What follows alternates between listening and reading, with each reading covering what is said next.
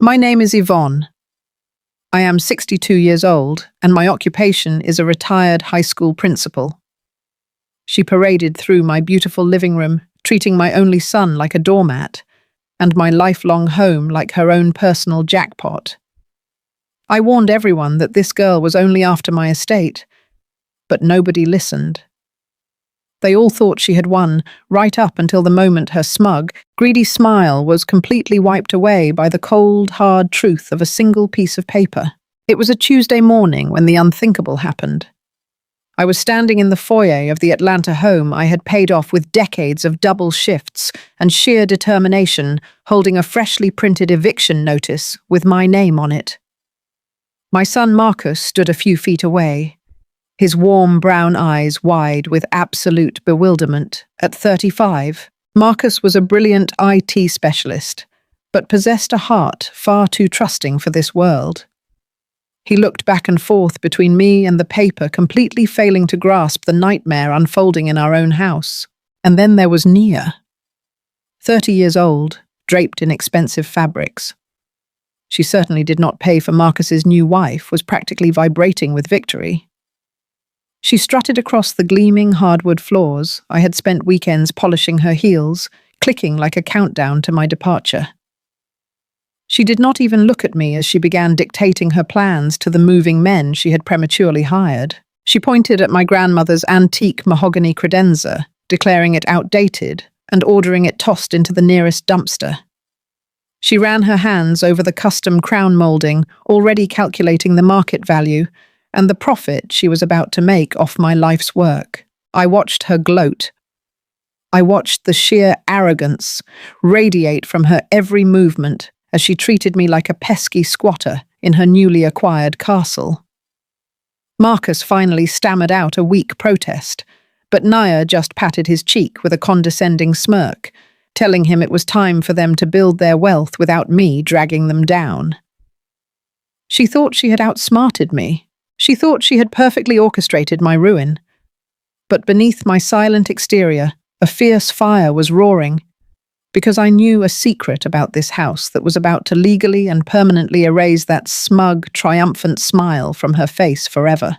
20 years ago, my entire world shattered into pieces when my beloved husband passed away, suddenly leaving me a widow with a young boy to raise all on my own. The grief was heavy enough to crush me, but I refused to let it break our family. I wiped my tears, rolled up my sleeves, and threw my entire soul into my career in the Atlanta school district. I worked brutal double shifts, took on every grueling administrative task, and climbed the ranks, from a stressed teacher to a respected high school principal. Every single drop of my blood, sweat, and tears, and every extra dime I earned went straight into paying off the mortgage on our beautiful historic home. Over the decades, our quiet, tight-knit community transformed drastically. The neighborhood gentrified at a blinding pace, and suddenly our cherished family sanctuary was sitting in the middle of a highly coveted, astronomical real estate market. But I never cared about the soaring property value. That house was my sanctuary, the very foundation of my family, and the only lasting connection Marcus had to his father. Marcus is my absolute pride and joy. We survived our darkest chapters together, and that forged a profound, unbreakable bond between us. I poured all my energy into raising him to be a compassionate, loving, and deeply honest man. He grew into a successful IT specialist, brilliant with technology, but possessing a heart that was perhaps too pure for this harsh world. Marcus always looked for the good in everyone, and he trusted people implicitly. I often worried that his gentle, forgiving nature made him vulnerable, but I always thought my guidance would be enough to shield him from those who might take advantage. I taught him that true love meant giving everything you have to your partner. Little did I know, his pure heart would eventually become the perfect prey for a woman who viewed marriage not as a lifelong partnership, but as a hostile corporate takeover. The nightmare truly began. The evening Marcus proudly brought Nia home for Sunday dinner. From the very moment she stepped over my threshold, a deep maternal instinct screamed inside me. She possessed a polished, superficial charm that felt entirely rehearsed, like a predator wearing a carefully crafted mask. While Marcus looked at her with pure, unadulterated adoration, Nia spent the entire evening evaluating my house. She ran her manicured fingers over the original wainscoting and openly speculated about the square footage. Before I even finished serving the roast, she was aggressively interrogating me about property taxes, neighborhood zoning laws, and asking if I had recently had the estate appraised. It sent a cold, terrifying chill straight down my spine. I tried so hard to warn my son. I gently pointed out the glaring red flags, noting how she constantly talked over him, subtly dismissed his boundaries, and demanded expensive gifts while contributing nothing. But my boy was completely blinded by her manipulation. They were married within a year. Almost immediately after they returned from the honeymoon, Nia convinced Marcus that they should move into my house under the guise of saving money to build their future. It sounded practical to my generous son, but her true intentions became obvious the moment her bags crossed the doorway. Within a matter of days, Nia completely dropped the sweet act and began ruling the space like the lady of the manor. She started treating me like an unwanted, burdensome guest in the very home I owned. She rearranged my kitchen cabinets without asking, boxed up my cherished family photo albums, because they ruined her modern aesthetic, and constantly made passive-aggressive comments about my presence. If I sat in the living room to enjoy my evening tea, she would dramatically sigh, roll her eyes, and loudly ask Marcus when they were finally going to get some real privacy in their own home. I was a strong, retired principal who had managed hundreds of unruly teenagers, yet I suddenly found myself tiptoeing around the hallways I had spent 20 years paying for swallowing my pride just to keep the peace for the son I loved so dearly. The tension in the house grew thicker with every passing week. Nia escalated her subtle disrespect into a full-blown psychological campaign designed to break my spirit and push me out the door. It started with small, deeply insulting gestures. I would walk into my kitchen to make my morning coffee and find glossy brochures for luxury assisted living facilities fanned out across the island counter. She would casually mention how nice it must be to live in a community with round-the-clock nurses and organized bingo nights staring right at me while she said it. I am only 62 years old and perfectly healthy, but she treated me like I was on the verge of total physical collapse. Then the loud complaints began. Whenever Marcus was home, Nia would make sure her voice echoed down the hallway. I would hear her crying in their bedroom, whining endlessly about how cramped she felt and how they desperately needed space to build their future family. She painted me as an overbearing shadow, suffocating their beautiful marriage.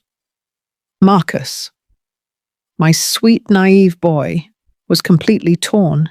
He was caught dead in the middle of a war he did not even realize was being fought. He would come to me, his shoulders slumped in sheer exhaustion, looking like a little boy lost in the woods, and beg me to just be patient with his new wife. He would hold my hands, apologizing profusely for her behavior, and promise me that she was just adjusting to our living arrangement. I wanted to grab his shoulders, shake him awake, and force him to see the truth staring him in the face. But I knew pushing too hard would only drive him further into her manipulative embrace. I swallowed my pride, plastered a stiff smile on my face, and silently endured the indignity of feeling like an intruder under the roof I had paid for with 20 years of hard labor. I kept telling myself it was just a passing phase, that surely she would eventually settle down and realize we could all coexist peacefully. But that fragile hope was violently shattered on a rainy Thursday afternoon. I had come home early from visiting my best friend Loretta. The house was unusually quiet, save for the sound of Nia giggling loudly in the sunroom. I walked softly down the hallway, not wanting to disturb her, but as I passed the cracked door, the words I heard stopped me dead in my tracks. She was on a video call with her girlfriends, her voice dripping with cruel amusement. She was not talking about having children or building a lovely life with my son. She was bragging about her master plan. I held my breath, pressing my back flat against the wall as she laughingly confessed the entire sickening truth. She called Marcus an easy mark, a gullible stepping stone to a luxurious life she felt entirely entitled to. Her friends cackled through the phone speaker as Nia detailed exactly how she was going to pull off her grand heist. She explained that she was only staying married to him long enough to secure her name legally on the deed of this incredibly valuable house. Once her name was on the paperwork, her plan was to immediately force a sale of the property file for a nasty divorce and walk away with half the cash. She gleefully estimated the massive profit she would make off my historic Atlanta home, already planning the lavish vacations and designer clothes she would buy with the proceeds of my life's work. The sheer malice and greed in her voice made me physically nauseous. A huge wave of profound, devastating heartbreak crashed over me, not for myself, but for my son. Marcus loved this deceitful woman with every fibre of his being, and she was viewing him as nothing more than a temporary financial transaction. He was going to be completely destroyed. Right behind the heartbreak came a fierce, blinding maternal rage. It was the kind of protective fury that makes a mother ready to burn the whole world down to keep her child safe. My hands shook violently as I listened to her boast about ruining my family. I did not storm into the room. I did not scream or confront her then and there. I knew dealing with a dangerous snake required careful strategy, not blind emotion. The moment Nia finally left the house to go shopping, I slipped straight into the home office. I was driven by a protective desperation I had never felt before in my entire life. I tore through the filing cabinets, the desk drawers, and every hidden folder I could find. I had to know exactly how far along she was in this wicked scheme. I had to see the hard evidence with my own 2 eyes. After an hour of frantic searching, I finally found a sleek black folder tucked away at the very back of the bottom drawer beneath a heavy stack of old tech manuals. My hands trembled uncontrollably as I opened it and began reading the legal documents hidden inside. It was far worse than I had ever imagined. Nia had recently tricked Marcus into signing what she had clearly labelled with bright sticky notes as a simple marital survivorship document. She had probably spun him an incredibly sweet story about protecting each other in case of an emergency, knowing his kind heart would sign anything to make her feel secure. But the document itself was not about survivorship at all. I put on my reading glasses, my heart pounding painfully against my ribs, and read the dense legal jargon. It was a formal quitclaim deed. She had convinced my trusting son to legally transfer his ownership interest in my house to a newly formed joint limited liability company. And when I looked at the corporate filing papers attached to the back of the deed, I saw that this company was entirely controlled by Nia as the primary managing member. She had orchestrated a complete legal hijacking of my property right under my nose. She thought she had outsmarted a retired high school principal.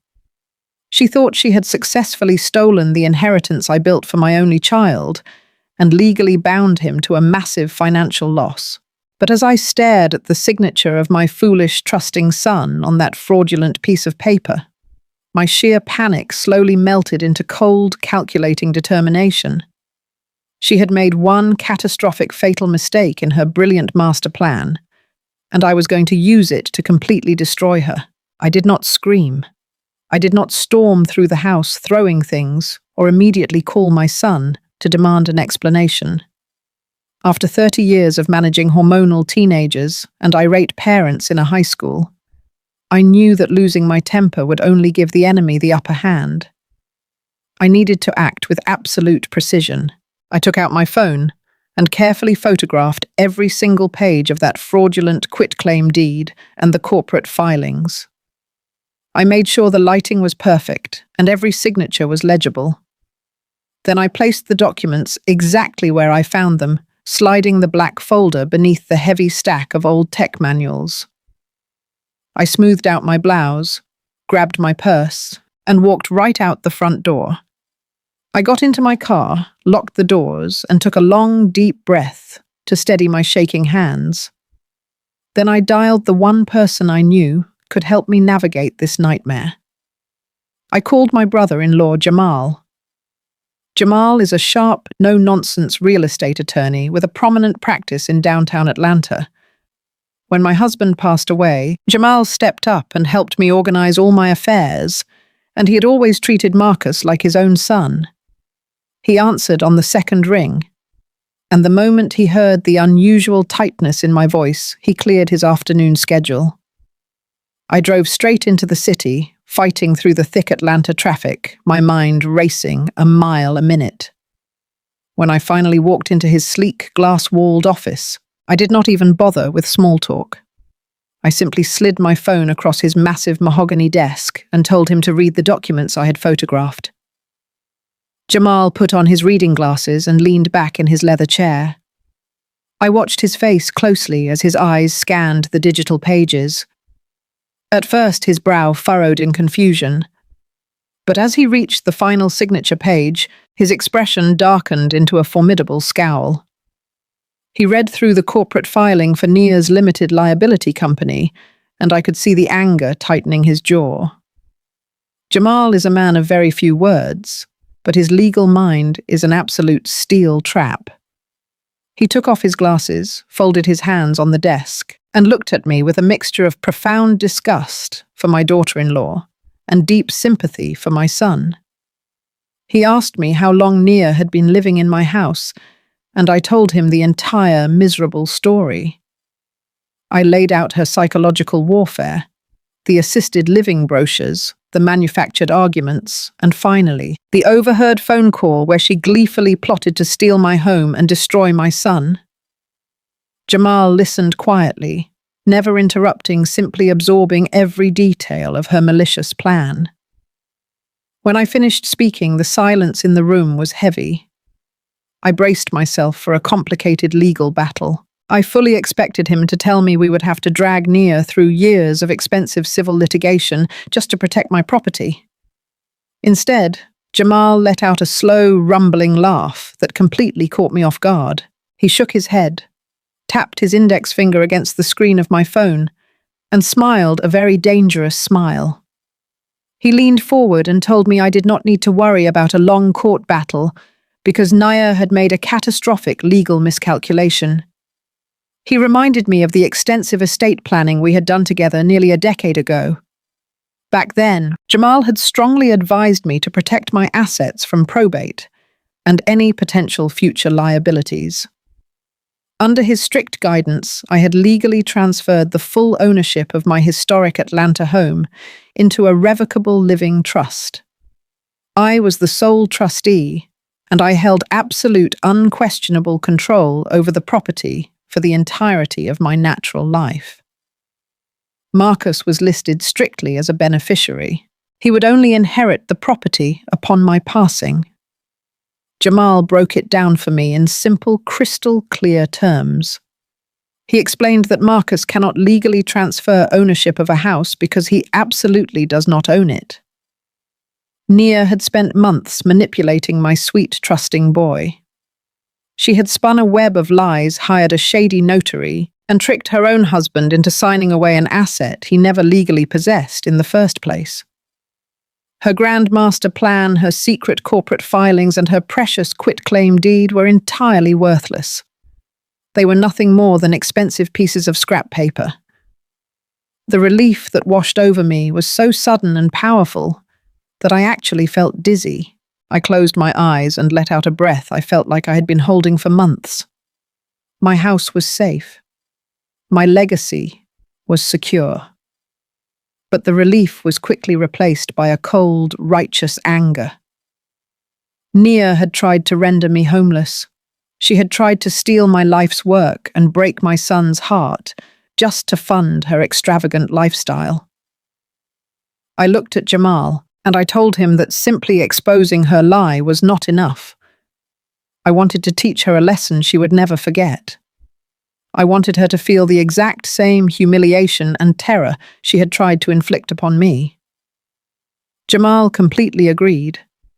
He opened his filing cabinet and retrieved the original certified copies of my trust documents, complete with the heavy gold foil seals and official state stamps. He slid them into a crisp manila envelope and handed them to me with a nod of absolute solidarity. He told me to go home, play my part perfectly, and wait for the exact right moment to drop the hammer. I walked out of his office feeling like a completely different woman. I was no longer a victim cowering in my own home. I was a mother armed with the absolute truth, and I was ready to go to war. I drove back to the house and sat in the driveway for a few minutes, carefully adjusting my posture and my expression. When I walked through the front door, I let my shoulders slump. I moved slowly, dragging my feet slightly across the hardwood floors, projecting the image of a completely broken, defeated older woman. Nia was sitting in the living room, flipping through a high-end furniture catalogue. She barely glanced up when I walked in, but I made sure to let out a long, pathetic sigh as I slowly climbed the stairs to my bedroom. Over the next few days, I played the victim with absolute commitment. I stopped making my morning tea in the kitchen if she was there. I stayed out of her way entirely, acting like a frightened mouse hiding in the walls. Nia practically swelled with arrogant pride. Her ego inflated to maximum capacity as she genuinely believed her psychological warfare had finally broken my spirit. She began strutting around the house with even more unbearable entitlement, loudly planning renovations and dismissing Marcus whenever he tried to ask about her spending habits. She was so blinded by her own greed that she never noticed the trap I was carefully setting right under her feet. I knew Nia was getting ready to make her final move, so I decided to orchestrate the perfect audience for her impending downfall. I called my best friend Loretta. Loretta and I have been inseparable for 40 years. She is a fiery, fiercely loyal woman who never bites her tongue, and she already despised Nia with a burning passion. I told Loretta everything, and she was practically vibrating with excitement to help me execute my plan. I instructed her to come over on Friday evening under the strict guise of helping me pack up my personal belongings. I wanted Nia to see boxes. I wanted her to see packing tape and bubble wrap. I wanted her to firmly believe that I had finally surrendered and was preparing to move into whatever dismal facility she had picked out for me. Friday evening arrived, and Loretta parked her car right in the driveway. We made a big noisy show of hauling several large cardboard boxes up to my bedroom. We purposely left the bedroom door wide open so Nia could hear us rustling through the closets and tearfully discussing which winter coats I should donate. The bait was set perfectly. I knew Nia would not be able to resist the opportunity to officially kick me out of the house in front of a witness. She thrived on cruelty and domination, and the thought of humiliating me in front of my best friend would be far too tempting for her to pass up. I sat on the edge of my bed, smoothing my hands over the manila envelope hidden beneath my pillow, waiting patiently for the monster to walk right into my trap. The heavy silence in my bedroom was shattered when Nia finally marched upstairs, her expensive designer heels clicking sharply against the polished hardwood floors, like a judge walking into a courtroom. She stood in the doorway, her arms crossed tight over her chest, and demanded in a cold, authoritative voice that we all come down to the formal dining room immediately for an official family meeting. I shot Loretta a knowing, confident glance, grabbed a crumpled tissue to dab at my perfectly dry eyes, and followed her down the stairs, with my head bowed low to maintain the illusion of my total defeat. Marcus was already sitting at the long oak table, looking completely bewildered by the sudden gathering. He offered me a warm, reassuring smile, totally oblivious to the brutal execution his own wife was about to attempt. Nia did not even wait for everyone to get comfortable or offer any polite introductions. The exact moment I took my seat next to Loretta, Naya dropped her sweet, dutiful wife act entirely. The mask slipped off, revealing the greedy predator underneath.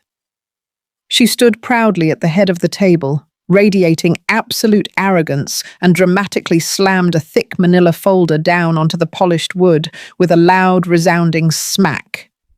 She pulled out 2 crisp sheets of paper and slid them aggressively across the table until they rested right in front of my trembling hands. The first document was a copy of the fraudulent quitclaim deed, and the second was a formal, legally drafted eviction notice bearing my full name.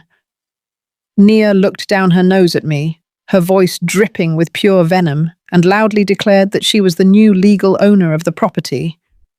She commanded me to cease my pathetic packing charade and vacate the premises entirely by the end of the month, stating she was tired of my suffocating presence, ruining her marriage, and holding back her financial potential. Marcus let out a sharp, audible gasp, the colour completely draining from his face as his eyes locked onto the aggressive paperwork. He reached out with shaking hands, pulling the eviction notice closer to read the fine print. His warm brown eyes widened in absolute horror as he recognized his own signature on the attached documents. The realization hit him like a physical blow to the stomach. The simple marital survivorship paperwork he thought he had signed to protect his new bride was actually a malicious instrument designed to render his own mother homeless. He looked up at Nia, his voice cracking with intense shock and profound betrayal, and desperately begged her to stop this madness. He pleaded with her, insisting there had to be some terrible misunderstanding, reminding her that this house was the only home our family had ever known. Nia did not soften. She did not offer him a single ounce of comfort or explanation. Instead, she let out a cold, sharp laugh, rolled her eyes in sheer annoyance, and cruelly told her own husband to finally man up and cut the apron strings once and for all. She sneered that they were building generational wealth, and that he needed to stop crying like a weak little boy over an old woman who was nothing but a heavy financial burden dragging them down. The absolute viciousness in her tone was the final nail in the coffin. That was the exact moment the tide permanently turned.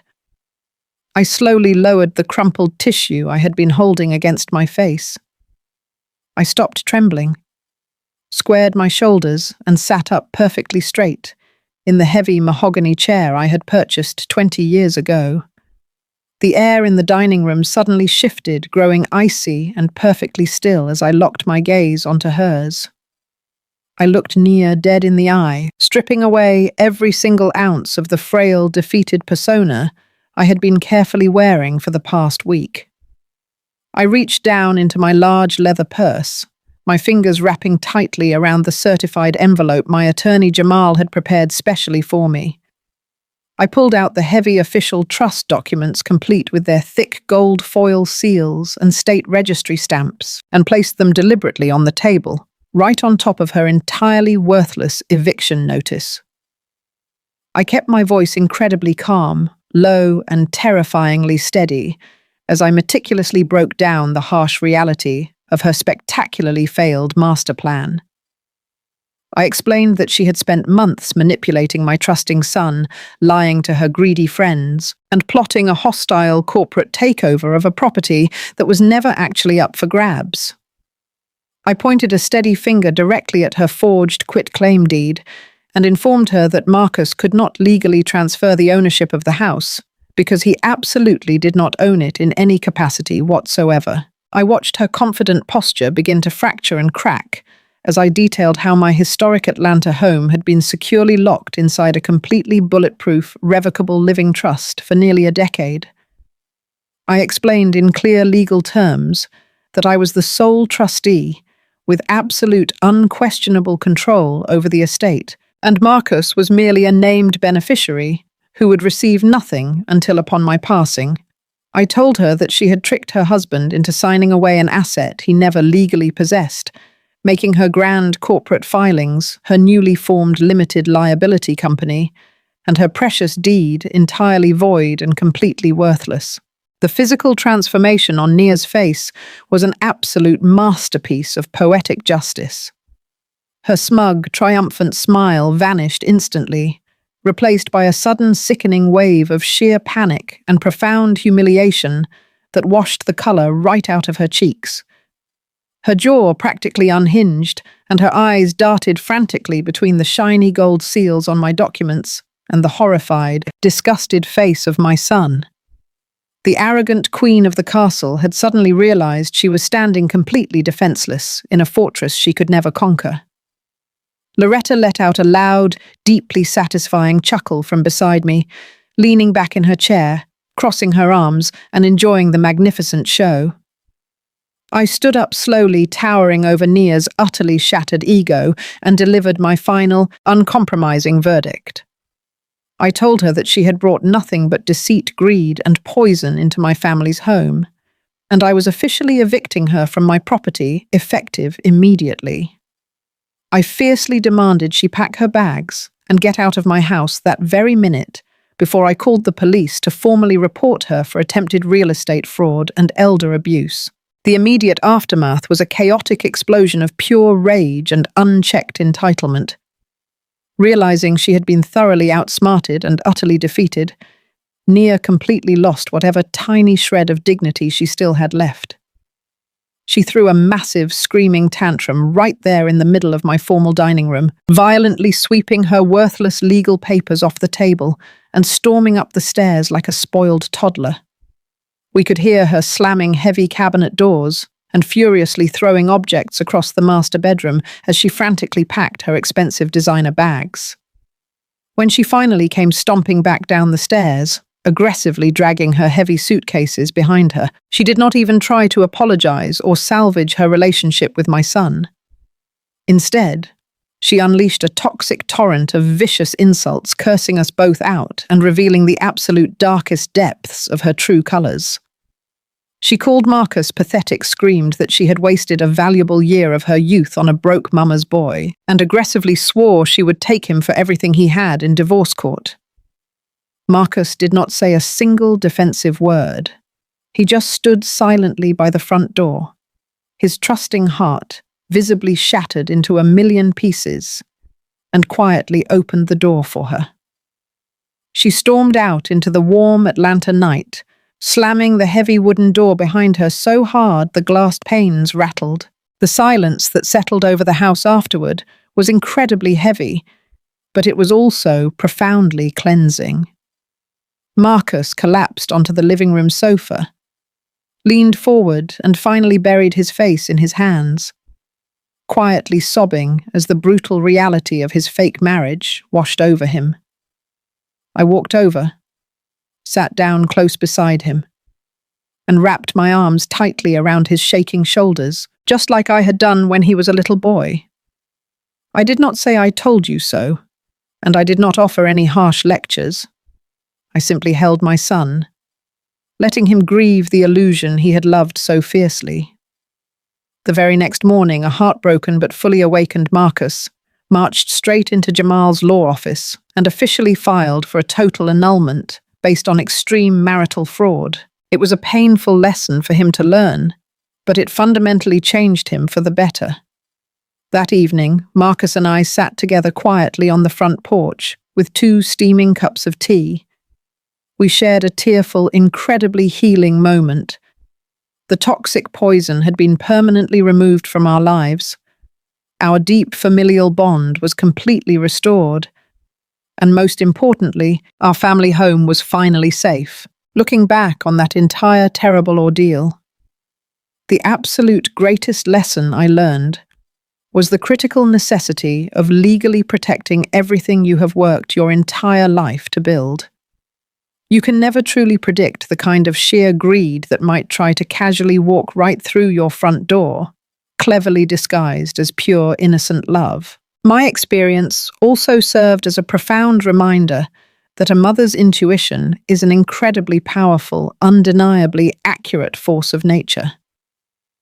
When your gut strongly tells you that someone entering your family is toxic, you absolutely have to trust that protective instinct implicitly, no matter how much it might upset the temporary peace of your household. We are mothers first, and our primary job is to guard our children, even when they are grown men, blinded by sweet lies. If you've ever had to protect your child from someone who didn't have their best interests at heart, you know exactly how I felt. Please like this video, subscribe to the channel, and let me know down in the comments. What state or country are you watching from, and how many minutes in did you realize Nia was bad news? Your support means the world to me.